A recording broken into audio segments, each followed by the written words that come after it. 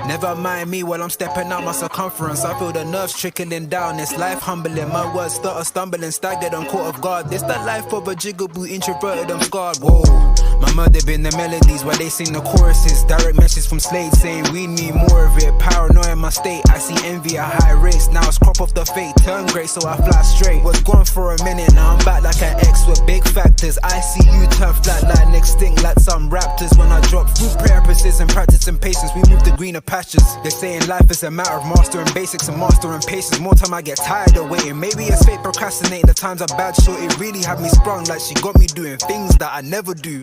You thought that we connected when in fact it was trauma bonding. Just leave it up to me to break the rules, never corresponding. My childhood filled with fence climbs and knee scrapes and bikes and kicking it by the street signs. The older I get, I'm trying to lessen any screen time. The bounce back heavy, I rock steady on climb. This one's a fucking loop, the news will pick and choose whatever truth they wanna give to you. I cannot stomach it, so I poop. Oops.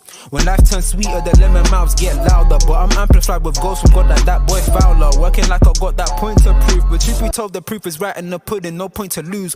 60 for the crepes, yeah, I did that just because. She expecting more, girl, you know I'm saving up. Left me on red, well, it was what it was. Never stress over them joints or in downs when times get rough, so I ghost. Long are the days when we was close, and when I see you, it's like two completely different type of goats. I approach the weekly fire dropping, which I'm feeding. Still, I don't expect to be the one. Your boy having fun. Still, the songs get spun like Beyblades and teacups. My fun fair to those that ever really know me from jump. So what's up, huh? I've been the one they all depended on like TJ. Now they're dead wilder than a furry knockout punch, leaving them straight stunned. It's hella fun,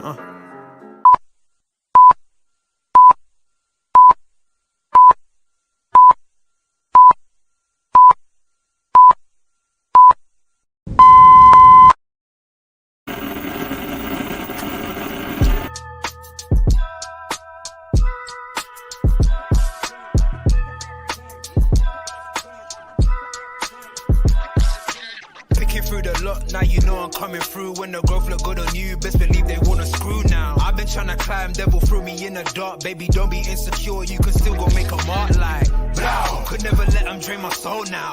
Blow. Table turning like doorknobs, wow. Blow. I think I'm about to set sail. I'm a walking, living legend, walking with my chest out. Life keeps dealing me cards, I keep fitting in love. What's happening, people? Good morning to everybody in the building. You already know the ties, you know the vibes, man. We're here, we're back. England versus Iceland match preview. Big up everybody watching over on X. If you're watching on X, drop a comment, drop a like, head on over to YouTube. And for those on YouTube, make sure you do smash that like button for me. Big up everybody inside the building already, guys. Just before I forget, make sure you guys, after this video has ended, don't worry, we won't be here too long. Head on over to Keeping It GTV. I've got a new video out, FIFA 2K, just looking at this whole new FIFA kind of thing. You know, my thoughts and opinions on it. You know, what I hope to see from the new game and stuff like that. So if you're into FIFA already, just make sure you head on over there. If you haven't done so already, just make sure you subscribe to the damn channel. Big up the guys inside already. Big up Victor. Gee, were you born in England? And I asked because you are an England fan.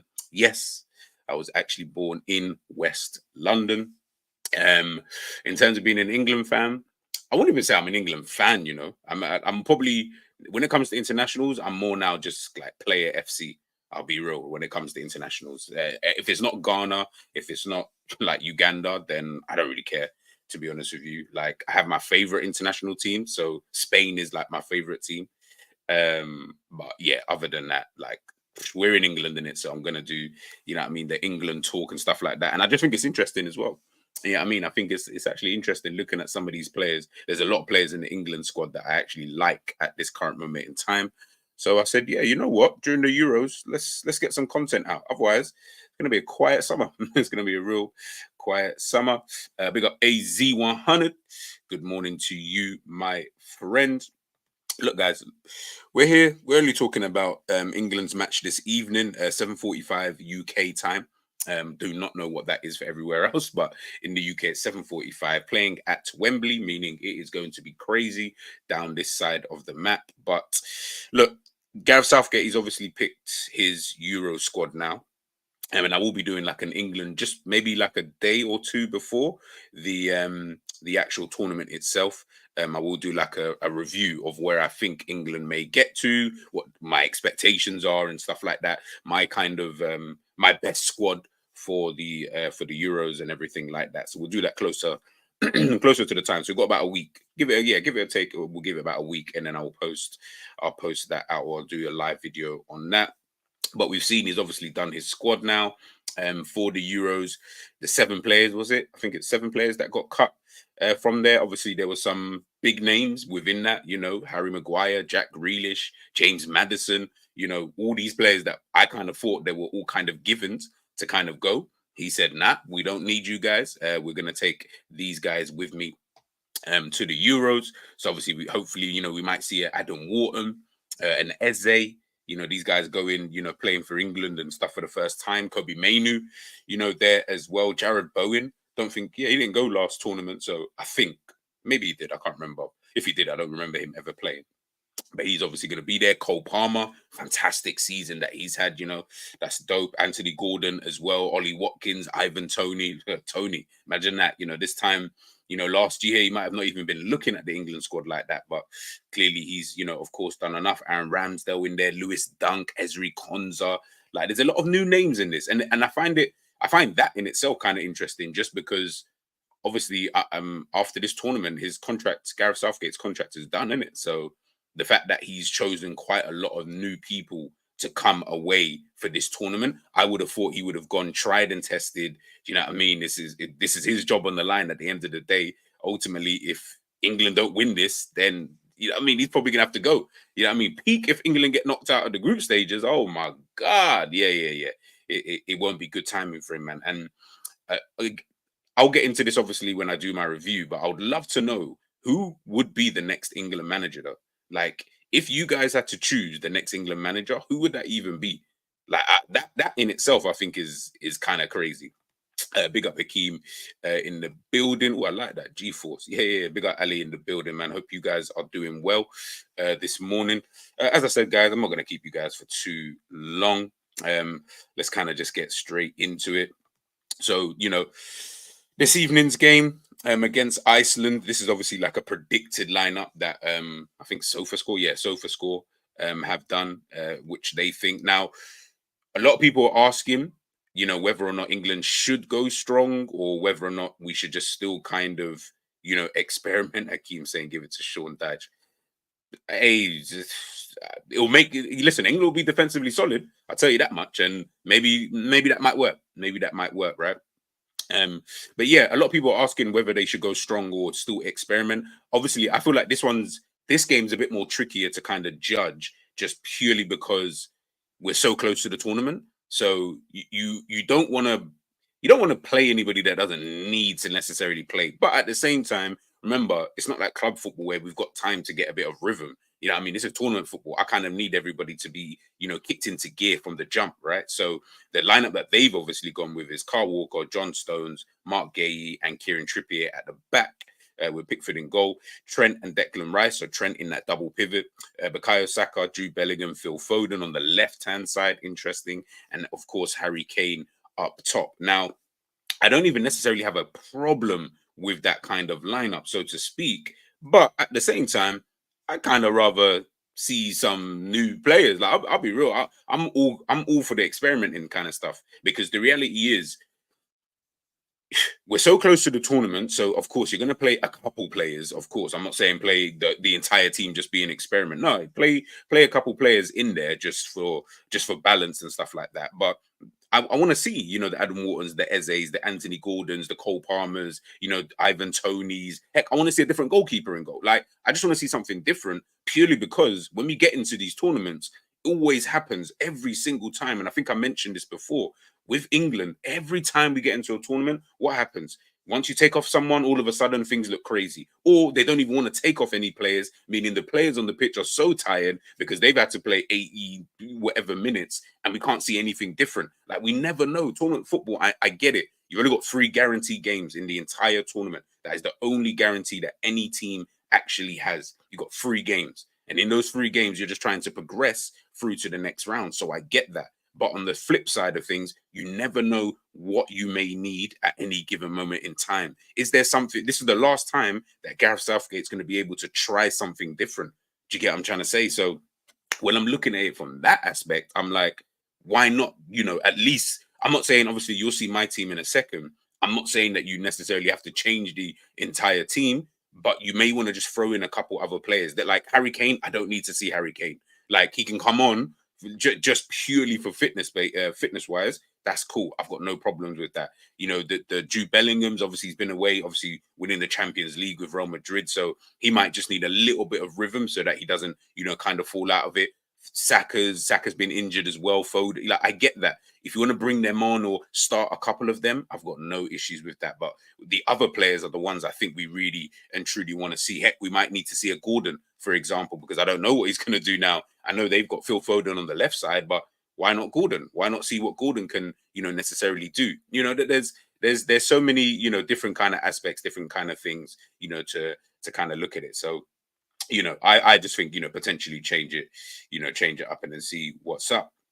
Ali saying, the only thing that excites me about this team is Eze. Hopefully he will play. Victor saying the best option for England would be Graham Potter after Southgate. I wouldn't mind that one. I mean, he's not doing anything at this current moment in time. It might make the most sense. He's good at player development. He's got a good style of play as well. We've seen that at Brighton. Yeah, why not? Why not? I mean, it's not many managers that are available. So unless you're able to pull Jurgen Klopp out of retirement, which is not going to happen, then yeah, these are the kind of options that you are kind of looking at, unless you're going to get a guy who's already in a job. And I don't really feel like any of these managers, like the Eddie Howes, and that's me talking British. I mean, if you try to look away from that, Jose Mourinho would have been my other choice. Big up AZ, because as I say it, like, Jose was my choice. I was like, nah, just get Jose. Just get Jose. Tournament football, he'll know what to do to get you, get you the victory. So yeah. Klopp for England manager, that would be a sight. Yeah. Like, I wouldn't even mind that. Because I'm getting Klopp, first of all, in small doses, but maybe his kind of football might work.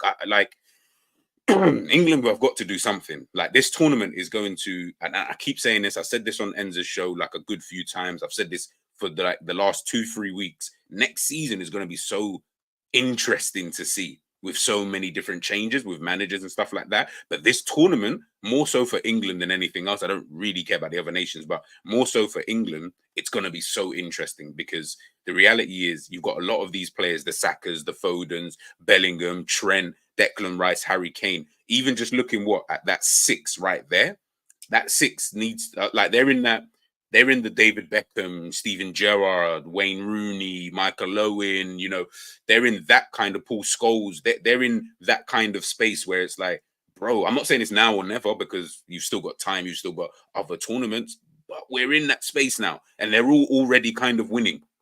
Or they're all doing well at the bare minimum. Do you get what I mean? At their own clubs, where they're at this peak now. Now is the time. Let's do it on the international stage. Of course, the manager's going to play a massive part to that. So, yeah, we'd have to just wait and see on that one. Big up, Kels, man. Good morning to you. Or what time is it over there in Australia? My uncle's over there, actually. I should ask him. Klopp would never manage England. He hates the England press on the best of days. Now, that's true. That's actually true. Ali saying the only thing England can guarantee is disappointment. Yeah, I know. I know. Listen, I already know. I know. Listen, I can already see. I said I'll do like England, like I'll follow their progress throughout the tournament. Don't be surprised if you only see me doing 3 videos on England and you don't see me doing anything else. Like that would be just that'll be typical of England, if I'm being totally honest with you. But like I say, man, we'll wait and see. We can look at Iceland's team. Why not? This is what they've predicted for Iceland to be, shaped in kind of like a 4-4-2, but I feel like that's going to be more 4-5-1, 4-4-1-1 type of formation. And again, listen, we got history. With Iceland. Do you know what I mean? They knocked us out of Euro 16 kind of thing. I remember it was at 2-1, 8:15 p.m. Oh, okay, cool. It's late over there. Well, relatively still evening. Okay, first. Yeah, we've got history with Iceland. Listen, it's only a friendly, so one thing, and I watched this game with Savage and Ends the other day, right? When we was watching the Bosnia game, and I just remember thinking that the victory is calm. Like, obviously you got the victory, so I guess the reality is you don't really care, right? But you know, when you're watching the perform, like I almost feel like if England are going to do this, like how they played against Bosnia, but still keep like, but get a 3-0 victory all the time, you're not going to care.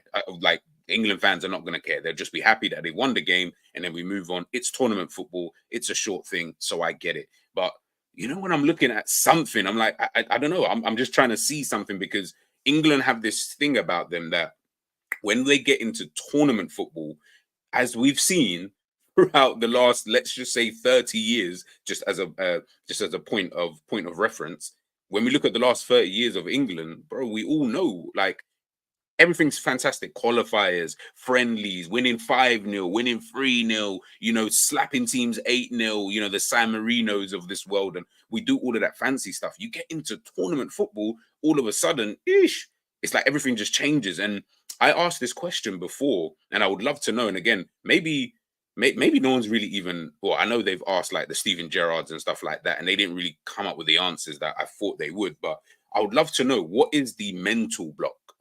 What is that? Why is it as soon as you get into a tournament, everything you've done before just doesn't even matter anymore? It's like you get into tournament football and then that's it. We're done and dusted. Like it's like you freeze up. And I don't get it because as I mentioned before, when we're looking, you know, at some of these players, bro, like what? Jude Bellingham just come off winning the Champions League. Phil Foden just come off winning the 4P. What, Bukayo Saka having 2 very good seasons. Harry Kane being Harry Kane, the world's best striker. Trent Alexander-Arnold, Declan Rice, Carl Walker. Did you get what I'm trying to say? Like, obviously the rest are just like calm players, but these are all players playing at the highest level. Most of them are winning things. And I'm looking at it thinking, you come to then tournament football, and I'm not saying it's just them, because obviously the manager, the setup, and everything does play a part, but there's got to be a reason. Like there generally has to be a reason as to what is that mental block as soon as you get into tournament football. But of course, we'll get into that, you know, later on when we do the review, and we'll take a look at, you know, why maybe that is. Hakeem, England always think they are better than they actually are. That's the reason. I do think the media does play a part. I mean, the players, it's not the players' fault ultimately. It's the media who will hype us up, you know. England have obviously got dope players, don't get twisted, and I don't think anybody will say any different. But the reality is the media hype up so much that you get to a point where it's like the other nations must just feel disrespect. And remember, playing for your country, that's different than playing for your club, because it's your country. You got a whole nation on your back. I still got to go back to my country. Do you get what I'm saying? I've still got to go back there and face the music at some point in time. So people are playing with their lives on the line for some of these countries and for some of these players, right? So they might hear some of it, and I'm sure I'll try and see if I can get it up for my next video. I will. I'm sure Luka Modric mentioned something like this in regards to the English media and how they kind of hype up their, you know, certain players and, you know, certain things. He said this maybe like a couple of years back. I think I remember reading something about this, and I just remember thinking, yeah, it's true. And other nations and other players, they'll look at this. And remember, these guys all talk and whatever. They'll all look at this and be like, bro, like, what do you mean? Yeah, I know Foden is good, but what do you mean? We got good players over here. You guys are just disrespecting us. And then guess what happens? England go lose to Iceland, get knocked out. Everyone's like, oh my goodness, shock. Iceland players probably didn't think it was a shock. They probably thought, nah, if we play well enough, we'd be able to beat England. But we're not looking at it like that. We're so naive and snobbish about it that we don't feel like anybody's going to be able to beat us. And that's always going to be the problem, man. That's always going to be the problem. AZ saying, I think previously it was too competitive between individual players in the England team, but right now players are a lot closer with one another. Should result to better team play. Potentially. I mean, look, getting to the finals of the Euros, that's obviously fantastic for England. Should have won it, in my opinion, but getting there is really, really good. Last World Cup, getting knocked out by France at the end of the day, so I kind of expect it. I think I was more intrigued by their performance against France more than anything. Other than Bukayo Saka, from what I can remember, everyone else I just felt, yeah, it was just a typical England performance. LA Southgate will fail us again with his boring tactics. If you saw us backstage, man, like I was falling asleep. I was actually falling asleep. I had to make sure I was sitting in a comfortable position because the game was boring. Bearing in mind, England were up against Bosnia. No disrespect to Bosnia, but forget even just the players. They had no Dzeko anyway, no Kolasinac. They had a manager who had never managed in football before, and that's how you were playing with players who have been playing Premier League football for the last 9 months. Yeah. Kels, when you've got the official England page using a hashtag "It's coming home," you know the pressure is on and they shit themselves. Yeah, no, it's true. This is what I'm saying. Like we go above and beyond and we do too much, and then all of a sudden now everybody's like, "Ooh, I don't really know about that." Yeah, I don't know. Like, there's a lot of pressure, you know what I mean? Like, I can't go back. Then you got Phil Foden wants to dye his hair, you know, like Gaza and them thing. I'm like, yeah, you see, you guys are doing way too much, bro. Focus on the football. Just focus on the football, do your thing, get the victories, and go. Listen, you might hear me complain about the style of play or whatever, but guess what? Ultimately, you won't really care if you're just getting the 3 points or advancing through to the next round, right? So that will only come into play if you're still playing that style of football and then you lose a game. Because then it's like, bro, at some point, at least change it. A bit like what I say about Liverpool, you know, under Klopp last season or this season just gone, where I was like, at some point you need to change something, because if you don't, it's gonna hurt you later on down the line. It might not hurt you now, but it will hurt you later on, you know, down the line. But we'll wait and see. Southgate can't get the best out of these players. Terrible tactics. Yeah, listen, man. Southgate is not a very good manager, in my personal opinion. One thing I wanted to ask, or really just put out there, is, you know, Joe Gomez. Of course, he's been included, you know, in the squad. I would be interested to see whether he would go in at left back. I know, obviously, they're in the predicted lineup. They've got in, what's his name, Kieran Trippier. But in my personal opinion, I think they should just go Joe Gomez. I mean, he's played there for the majority of, you know, this season just gone by. He's played, you know, reasonably well there. Ultimately, I'd say he's definitely in the top 5 this season. I can't remember all the left backs this season, but I could say maybe Udogie. Udogie's been better than him at left back this season, guaranteed. I can't think of many, and I'm just because I'm not really thinking right now, but he'd be definitely in the top 5, top 3 even left backs this season. And he's not even a left back, like by trade. Did you get what I'm trying to say? So why wouldn't you start there? You know, I don't feel like having Kieran Trippier makes sense to me, you know, kind of thing. Hakeem, I hear it. But for me, it's like just these guys. They're there, in it. Obviously, we don't care because obviously for Liverpool, isn't it? Like you want realistically. It's so funny because not just Liverpool, all fans of all teams, right? When their players go in international duty, you're stuck between a rock and a hard place. You kind of want your player to go away and do really, really well, but then you don't want them to get injured. You don't want them to pick up a mad injury. Remember, Gomez picked up that crazy injury not too long ago, playing for England, and then was out for the rest of the season or whatever it was in the year that we won the Premier League, right? So you're like, ooh, I don't want that. But if he is going to go, then I want him to go and play. And I want him to do, you know, relatively well. Well, why not? Do you get what I mean? Like, it'll be good for England. And ultimately, I guess it'll be good for him, like in some way, shape or form. Cav mentioned this, you know, yesterday, talking about Darwin Núñez, you know, saying about, you know, Núñez going away, international duty, getting goals and stuff like that. I guess the problem you got with some players is that they're not able to really replicate their good form for country and, you know, for club. And that is always going to be an issue. Obviously, tactics, style of play, so many different factors come into that. But ultimately, if they're going to go away, either don't play at all and just sit there and chill so that we know you're going to be calm when you come back, or if you're going to play, just have a good tournament. Yeah, you get. And I say that for everybody. Núñez, if he's going to go away for Copa America, go and have a good tournament. Don't stink it up there, because then when you come back, you're going to be even worse for wear when you do come back to Liverpool. Like, it won't make any sense. Like, it's just one of those kind of things. Ali saying, yes, Gomez at left back works better, but the coward Southgate won't in the Euros.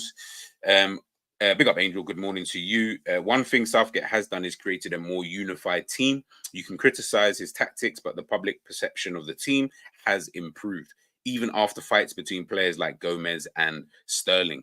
Mad interesting.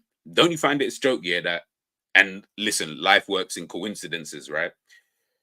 It's so interesting that Gomez is back in the team, coincidentally, as Raheem Sterling kind of falls off a cliff and is now out of the team. These two have not crossed paths in England. To my knowledge, I don't remember anyway if they've been in any squad since that time. And I find that so hilarious. And now I said, it's all coincidences. I think Gomez had an injury, obviously, since then, and, you know, not been good enough to, you know, get back into the England team and stuff like that. And Raheem Sterling was still in the England team. Now Sterling's fallen off a cliff. Gomez has coincidentally then shot straight back up. Now he's in the England team. Sterling is out. Listen, like I say, man, life works in funny coincidences. It would have been hilarious to see, actually, whether or not, if like Raheem Sterling had actually been good this season, he would have made the England squad because he's one of the most senior players there. What that would have been like in terms of the dynamic, he would have had to have had a conversation, definitely. You know what I mean? And I would love to have known what their beef was when they got down to that training ground. But you know, it is what it is. Yeah, you're right, Kels. Karma works in mysterious, like it does. It actually does. Like I said, I don't read it. I don't try to read too much into these kind of things, but when I see them, I laugh because I'm like, okay, that's very, very interesting. But it is what it is. Another player, Quansah, he's on standby at this current moment in time. Now, I said this yesterday on the show that we did in the evening, taking a look at a couple of bits and bobs. He's obviously on standby at this current moment in time, right? Now, that might mean or must mean that there must be a player in that defense, I feel, that he's looking at thinking, I'm not 100% sure.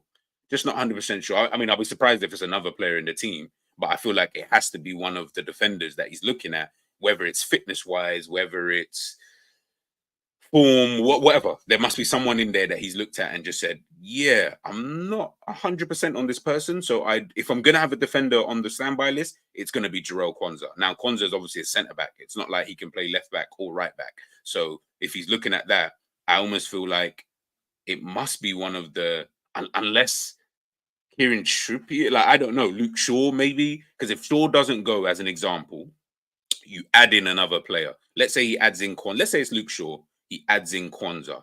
That's another centre-back. But you still got Kieran Trippier and Joe Gomez, obviously, for the left-back slots, and then your right-back slots are covered by Ezri Konsa and Carl Walker, and Trent Alexander-Arnold can obviously slot, back in there if needed be. And then your centre-backs are then covered. So maybe he's looked at it like that. I have no idea. But, we'd have to kind of, wait and see. Kels is saying, I got a feeling he's going to play, just playing mind games. Yeah, potentially. Yeah, he's not going, but he's on the standby list. And he was the only one I saw in that standby. Like, when he spoke about it, he's on the standby list. And it didn't sound like there was any other player apart from him on that standby list. So that just makes me think that there's someone in that team, whoever it might be, whether it's the defender, midfield, or attack, he's looked at and said, if I need to pluck you out, Quansah's the one I'm going to bring in. So I'm thinking it must be a defender, because you wouldn't take out an attacker and say, yeah, let me put in another defender. I don't see what the point of that would have been. You just replace the attacker for another attacker, right? So it must be someone in that defense that he's potentially looking at. But like I say, man, we've just literally got to wait, wait and see. Obviously, we've got like Adam Wharton and stuff like that, potentially maybe might make a debut from the start. Obviously, I know he made his debut the other day, but starting debut, Eze played really well. Here's my lineup for the game. As I said before, I've gone for a few changes and stuff like that, just because I said, well, the reality is I might as well see some of these players. Like, I don't get why not. Do you know what I mean? If they're going to go, and this is probably going to be the only time that they can play, and you can always make subs in that second half for certain players, I just want to see some different players. I want to see what a Kobe Mainu, Adam Wharton double pivot looks like. I want to see that. I can't even lie. I know what a Trent in the and the Declan Rice would look like. I kind of already know that. Now, I'm not, like I say, I'm not going to be mad if you play that double pivot in this kind of game and then maybe change it. But for me, I'd be looking at it thinking, I don't know how many subs you get. I feel like it's as many as you got on the bench, right? So if that's the case, I'll just change it for the second half. If that's the case, if you looked at it and said, yeah, okay, I've seen enough of that, let me play Trent and Declan Rice in there, or let me start Trent and Declan Rice and then play, Adam Wharton and Kobe Mainu. If you're going to bring these guys, bro, let me see what the hell it is they can do. I just think that that's where England always go wrong, because when I'm watching other teams and other internationals, they're not playing their strongest teams in these games. In some games, yes, of course, in some of these friendlies, but they're always bringing a guy on, or they're starting the new guy. They're starting this guy. They're starting that guy because they need to see what this guy can do. Otherwise, what would have been the point in me bringing them? Clearly, I feel like they deserve to be there, right? So you feel Adam Wharton deserves to be there. Okay, let's see what he can do. Kobe Mainu, same thing. Let's see what he can do. Let's see what they do together. How do we know that that isn't a better partnership?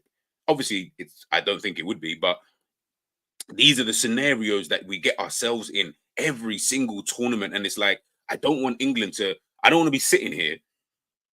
Excuse me. I don't want to be sitting here come the end of the tournament, we get knocked out in the quarterfinals anyway, and we're saying the same things. Oh, maybe, and it's always the media, the fans.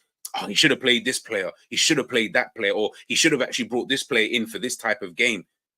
Let's see that instead of putting them into the fire straight away. Listen, I get people like to just say throw people in at the deep end. International football, I don't think it really works like that. I don't think because you don't. There isn't a need to throw someone in at the deep end. It's not like squad football or club football, should I say? Sorry, where it's a bit different. You've got a season. These are the only players I can have, and that's it, bro. Like, you've got other players. You can actually use whoever you want from that country. Let's see what these guys can actually do. Hence why I've gone with such a changed lineup, for this team.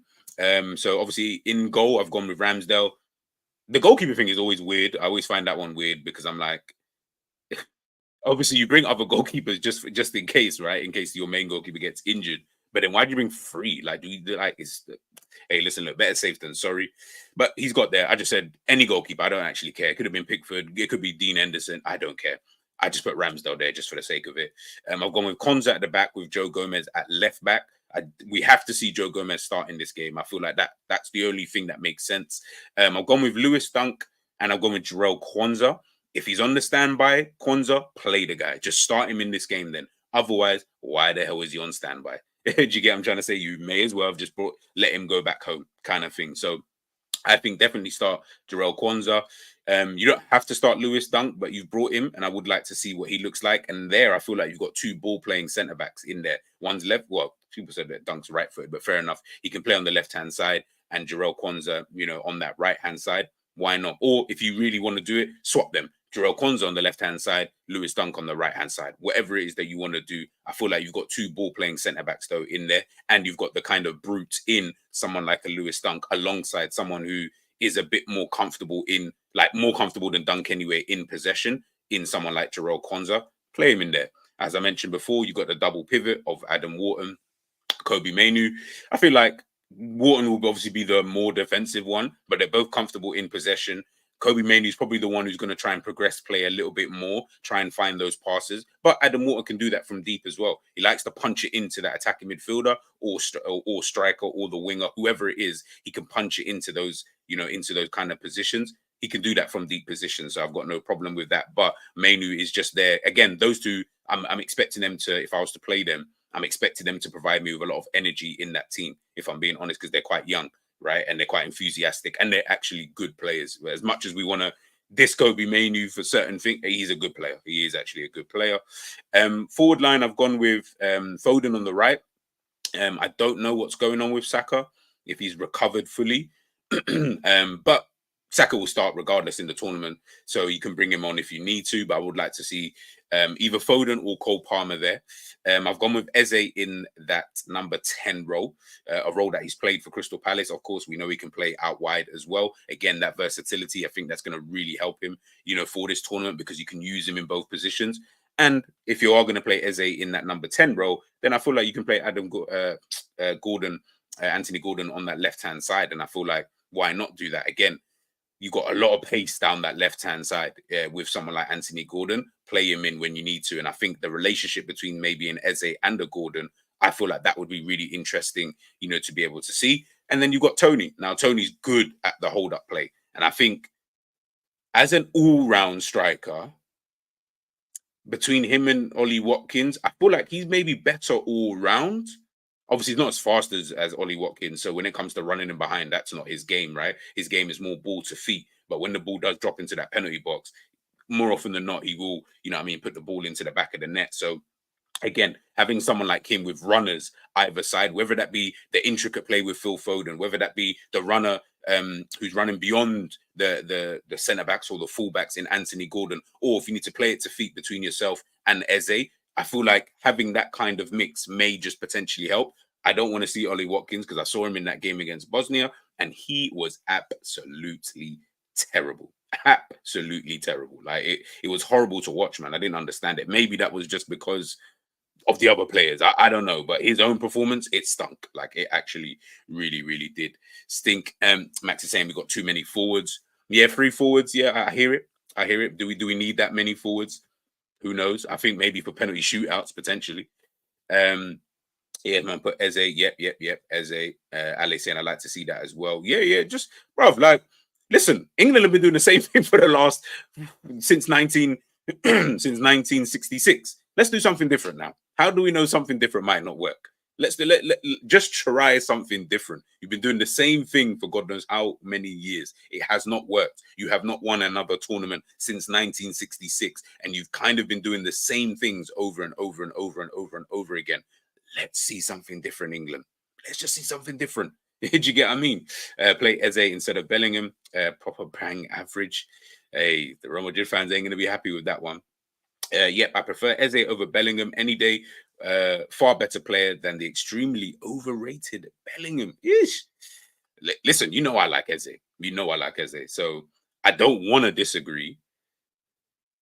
I think Eze is a better player in the number 10 position than a Jude Bellingham. I will say that. But I do think Jude Bellingham is obviously a better midfielder. But then again, Eze isn't really like a central midfielder like that. So I can't really judge him on that. But if you ask me who can play behind the striker better, I would say Eze is a better player to play behind the striker. I feel like Bellingham, Bellingham is such a tricky one. Obviously, listen, he's done fantastically well this season. Let's not do the he's this, that, and the third, right?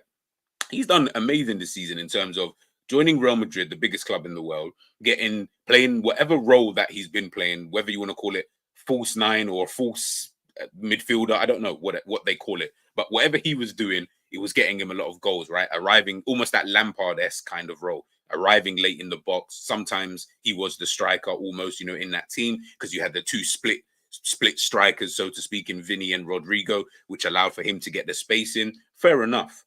But it's, again, he reminds me, it's like Trent, where I'm like, what do you do with a player like this? Like, where do you play them? Because obviously, remember, England ain't Real Madrid.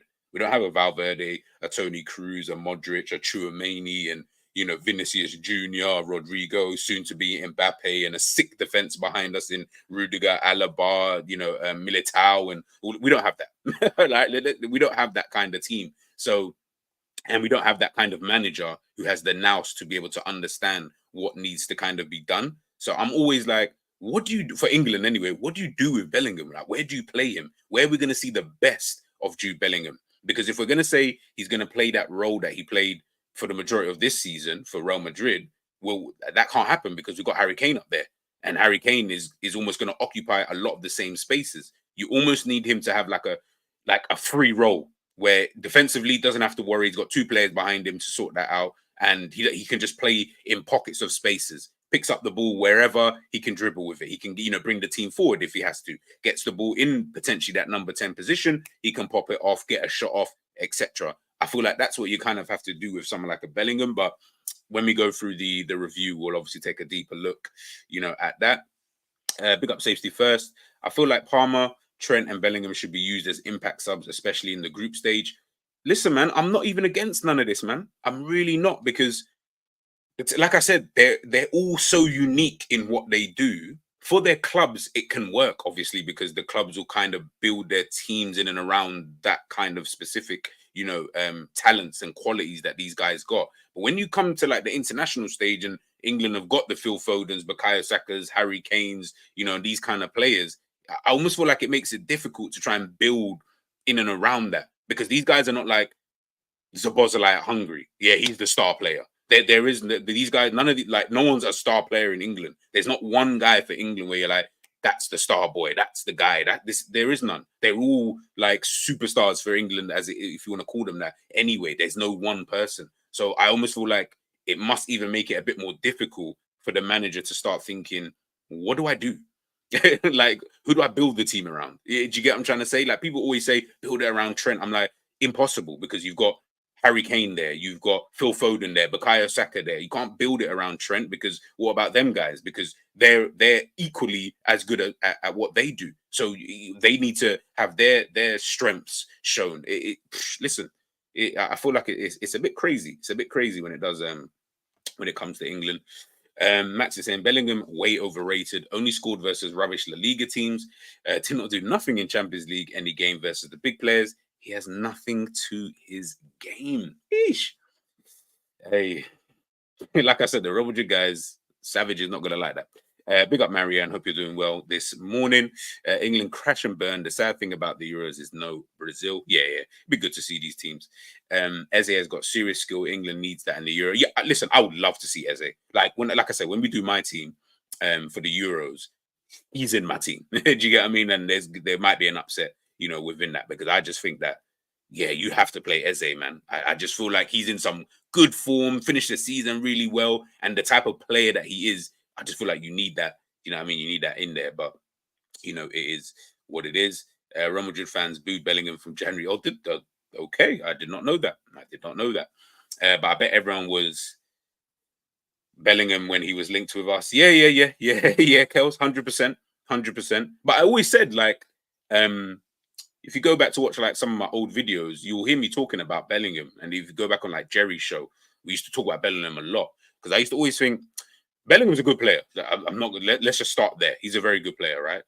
But especially for Klopp, I feel like he'll just be doing what Szoboszlai is doing now, and we'd just be getting onto him about it anyway. Because I don't even think he can even do that job that well anyway. I don't think he's that type of player. Like he ain't gonna be there to cover Trent. Like Bellingham won't do that. Bellingham isn't that type of player to do something like that. Whereas obviously Szoboszlai, he will just do it just to get into the team. I don't feel like Bellingham will be sitting there thinking after 10 games, listen, mate, I want to get in on the action as well. Do you know what I mean? Like, you're having all the flipping fun out here, but it is what it is. Brown McTominay doesn't impress me, for fuck's sake. Jude Bellingham, Declan Rice, James Maddison. Listen, man, Madison's going home. Madison's going to be watching it like us, going down to the pub and all that. Listen, man, he's going to be chilling. Real Madrid thought he had skill. The fans wanted more than just the goals. They're not happy with his first touch and zero skills. He's getting booed by fans regularly. Again, I didn't even know none of this. So if that's true, then fairs, man. That's a bit crazy. I've never rated Bellingham from day one, unlike others. Kels is saying all the pressure is on Kane. Yeah, I mean, yeah, Kane is Kane, man. The best thing we did is get McAllister and Szoboszlai in place of that scrub Bellingham. The best thing we did was get those two instead of Bellingham. Because Klopp was in charge, I'd say yes. Because as I said, I just don't think Klopp would have been able to utilize whatever Bellingham's like really, really good at. I just don't think we would have seen the Bellingham that we've even seen at Dortmund, as an example. I don't even think we would have seen that at Liverpool.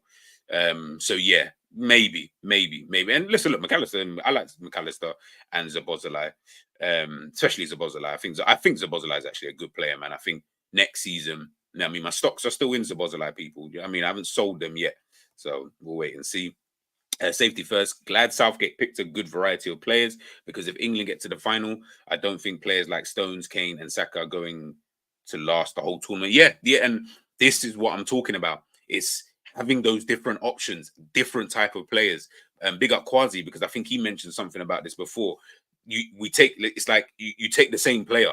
It's like you're going to bring two of Marcus Rashford and Anthony Gordon. I don't need to see both. They both do the exact same thing. One is doing it well this season. The other one is stinking it up. Guess what, Marcus? See you later. Let's get Anthony Gordon doing it. I only need one of you to do that job. Jack Grealish, you know what? Now I'm thinking about it. Probably makes sense. I don't need a Jack Grealish, because I can always play either a Anthony Gordon type of player, or I've got an Eze type of player. And the same thing with James Maddison. They all kind of fall into that same kind of playing style, so to speak. So I'm like, do you need any more of that? Well, Eze does that. Eze can do that, in my opinion, but just a lot quicker. And in my opinion, Eze is a lot more. he's a lot better in and around the box, in my personal opinion. When I look at someone like an Eze, like I rate Eze highly, like super highly. I think people might not look at it like that because he plays for Crystal Palace, right? But I think Eze, if he moved to a top team or just a better team than Crystal Palace, I think you'd start to see that, this guy's actually one of the better players out there in the Premier League. Klopp would have used, big up S. Wade, Klopp would have used Bellingham like party song, bro. Real talk. Have man just doing man-to-man marking. What? Coming up against Manchester City. All right, so what I want you to do is I want you to just sit on Bernardo Silva. Yep, don't want you to let him move. Don't want him to let him go anywhere. Just need you to sit on him. Yep, wherever he goes, you go. If he goes left back, you go left back. If he goes right back, you go right back. You'll be on all of that kind of stuff. And then when there's a gap in the middle, don't worry, guys. This is what I planned for. This is what I wanted. I wanted there to be a gap in the middle of our team because we want Trent to jump out straight away and be able to block that. And when Trent misses it, we're going to have a massive space. But guess what? Kanate is going to come back round. Virgil's going to slot into that, position right there. We're going to snuff it out. Not a problem. Then we're going to concede goals. And everyone's going to say, but that's what the manager wanted to do. Bro, I know this story already, man. I know this story already. Versus Manchester City, Bayern, both home and away, and final. That's 5 games. He was invisible, worst player on the pitch. He wasn't that great in these kind of games. He wasn't that great, but he's still a good player, though. Do you know what I'm saying? Like, I'm not going to say, big up Angel, he's saying, look, these comments are ridiculous. Bellingham a scrub. Wasn't Bellingham Madrid's top goal scorer in a team that done the double? Can we be so? Yeah, this is it. Yeah, I mean, Bellingham is a good player. I think it's just like Trent. I was for England anyway. I can't really speak for Real Madrid because that's Real Madrid, and he's doing absolutely fine over there, clearly by winning these trophies, right, and being quite integral to that. For England, I'm just trying to think where would he where's he going to fit and what is the job role? Because you can put him anywhere, whether it's in a 2 in a double pivot, in a 3 and as a number 8, or in that number 10 role. He can do any of those kind of jobs, but what is the job specification? When he reads that job description, what are you asking him to do? And that's where I'm like, I just wish England had a better manager, because a better manager, I think, we'll be able to utilize it like Carlo Ancelotti has been able to do with Bellingham in getting him into these positions where he can affect play. And as we've seen, he's been able to do that, this season. Again, interesting to see what happens next season when he's playing in a potentially deeper role. Maybe Southgate is going to do that for this tournament. I don't really know. We're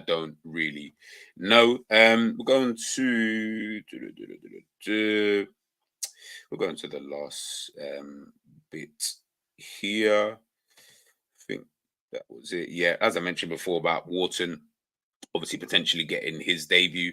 Like I said, I just want to see something a bit different from England, a bit more of an experiment in tonight's game. Again, it's for me, it's just more about the performances. I think that almost helps with a lot of things, whether it be fans, whether it be players. It just kind of G's you up. Do you get what I'm trying to say? It just kind of G's you up so that when we do get into the tournament, we're coming into that tournament on a bit of a bounce. We've got a distinct style of play. We understand what each other's roles are. We're not going into this and it looks like a bunch of flipping individuals and you are praying that Saka can do something. You are praying that Foden can do something. The teams who win these tournaments, the Frances, the Spains, Germany winning the World Cup, Brazil obviously winning the World Cup they all have like a distinct style of play. I don't think anybody in this chat, and me included, could really tell you what the England's distinct style of play is. Because I feel like I don't even know what it is at this point. I don't actually know. Like, are we a team that wants to play slow possession-based with the players that we've got? That don't make no sense. So I don't think it's that. Are we a team that wants to play counter-attacking football? I doubt he's going to want to try and do that. Are we a team that's just trying to, I don't know, keep the ball and wait for an opening? I don't know. I don't really know. And I feel like that's where I get confused with England, because you almost see one thing, but you don't quite understand, because you're like, why are we playing like that when we've got this player? I never saw that at Spain. I never saw that with Germany, with France, with Brazil. I don't see that with these teams. Why is it when they do it, when they have their distinct style of play, they know what they're doing? And I said this before about England, and I'll say it again. England, unlike these other nations, Germany, Bayern Munich, Spain, Barcelona, Real Madrid, Brazil is Brazil at the end of the day. So that might just be an anomaly in itself. But when I looked at the France, France, I would just say it's like a European style, like kind of thing, in terms of they're taking mostly from all of these kind of leagues, but they've got their own kind of distinctive style where they utilized players like the Pogbas, the Mbappes, heck, the Girouds and stuff like that. They were able to utilize that, and they've got like a good possession-based game. When these teams have their distinct style, you can see they're bearing the fruits of their labor. Whereas England, I don't know what that is. And I'm almost like, I think Savage mentioned this before about just taking someone in the Premier League, whether it's a couple of teams, it doesn't really matter. Just whatever a distinctive style in the Premier League is, and implementing that for England, because then it's England's style. Because then we can say these players are used to that. They're good at doing that already. Now you've got the good players to do it: the Fodens, the Kanes, the Bukayo Sakas, the Phil Fodens, whatever. You've got all of these players to do so. Let's see what that looks like. I just feel like England are always like, okay, I want to play like this, but they don't really play like this for the majority of these players. But let's just try something. I want to implement my own style. I'm like, bro, like I'm not saying you can't do that, but Jesus, I feel like that's going to be something that has to be worked upon for years. So maybe it comes to fruition now. Maybe England win the Euros based off of based off of that. Southgate will be the one smiling. He'll be the one turning around saying, "Guys, I told you. If you just had a bit of faith in me, this is what was going to happen." I'm not so sure. I'm not so sure about that, man. But like I say, man, we'll wait and see. And the game, as I mentioned before, kicks off 7:45 p.m. UK time. Score prediction: I think England will win like 3-1. Yeah, maybe like 3-1. I think that'll be the kind of scoreline for me. Angel saying Bellingham scored winners against Barca twice this season. Yeah, he did. I remember that. That annoyed me, but I remember seeing it. Big up Gary. Good morning to you. G Matters being dropped was a huge faux pas. Yes, I agree. Ish. Depending on who he decides to play. that will be just more done based on that, depending on, of course, who he decides to play. Guys, we'll come to the end now. Anyway, as I said before, just wanted to kind of make this a quick and easy one for the game. I will be back tomorrow morning with either tomorrow morning or this evening after the game. I'll see how I feel after the game. If England don't put me to sleep, then I'll come back straight after the game and we'll do like a little match reaction, just taking a look at everybody and stuff like that. But if not, of course, I'll be back tomorrow morning regardless. As I mentioned before, people, make sure, please, I do ask, it's pinned in the comments, just head on over to Keeping It GTV. Even if you haven't subscribed, even though I hope you have, but if you haven't, just head on over there, subscribe, like the video. You can bounce. It will take you literally 2 seconds to subscribe, like the video, and go. So please, if you guys could do that for me. But again, big up to everybody, of course, inside the building. As I said before, Gary's obviously gone with a 1-0. Yeah, I'm going to go 3-1. But like I say, I don't really care. I just need to see if the performance is going to be dead, I beg you, let me see different players then. Like, if it's going to be like what it was against Bosnia, then I just need to see different players. And I'll just rather see that more than seeing I don't want to see the best team that you can put out and they're playing dead. And I'm just like, what? Like, what is that? G, who do you think is better, Grealish or Maddison? I'm going to say maybe Maddison just. They are neck and neck for me, though. But I'll say Maddison just. He can play left. He can play down the middle in the 10 position. Feel he's a lot better in those half spaces than a Jack Grealish. Grealish is good at what he does, though. He is good at what he does. I'm going to say Maddison. That's who I would pick if I had to only pick between the two. Ale saying 3-0 England. Big up Angel, man. Much love and appreciation. If any Liverpool news and stuff like that, guys, come out this afternoon. Yeah, I've got a good Friday.